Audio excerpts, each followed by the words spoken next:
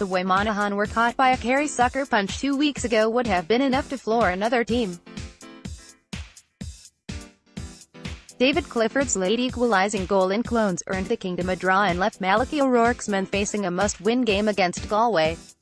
It was the second time that they'd coughed up a costly late goal this season, the first against Fermanagh to lose them what had seemed a near certain place in an Ulster final. "I was just afraid the referee would call off the game or something." Malachy O'Rourke, with these and repeated All-Ireland quarter-final near misses behind them, they could have packed up and gone home. Not this Monaghan team though.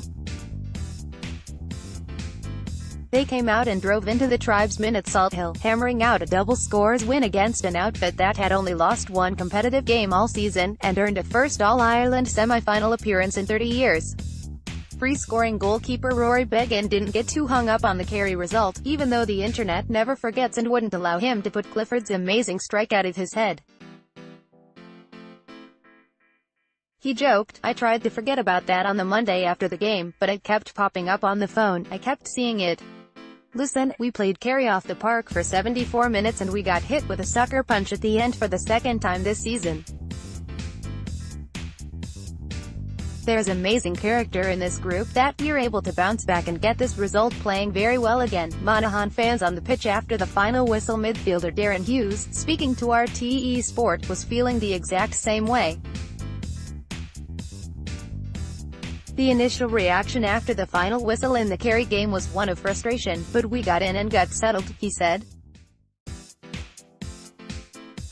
Mal came in with a big smile on his face and said, "That's great, 3 points on the board after 2 games, we'd have taken that a couple of months ago, let's go to Galway and and that was it, it was tunnel vision from there. We have enough experience in the squad so it didn't take a flinch out of us. Once we got settled, we left confident.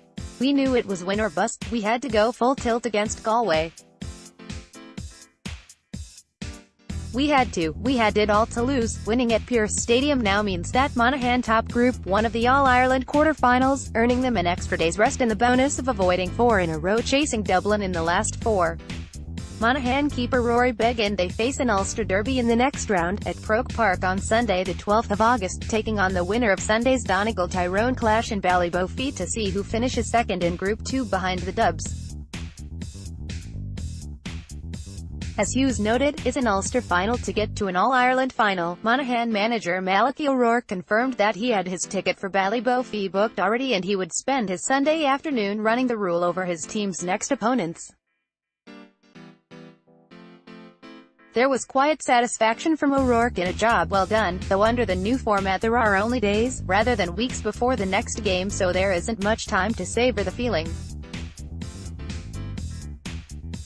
In stoppage time at the end of the game, with the result already beyond doubt, the Monaghan management team was joined on the sideline by their supporters, ready to rush the pitch and celebrate with the players.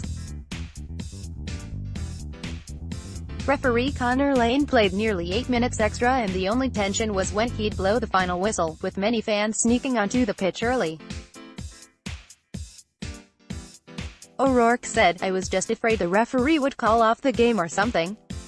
Galway boss Kevin Walsh, "It is great. After we lost to Fermanagh a lot of people could have lost faith, but we went down to Waterford and the one thing that gave us a massive boost, when we arrived in Waterford at the ground, there was maybe 4,000 Monaghan supporters there. They followed us on the journey and they just showed us how loyal they are.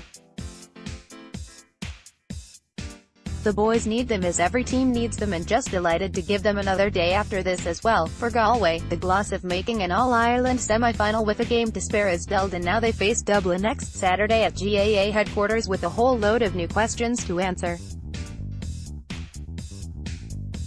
"We digested it even coming towards the end," said Tribesman manager Kevin Walsh.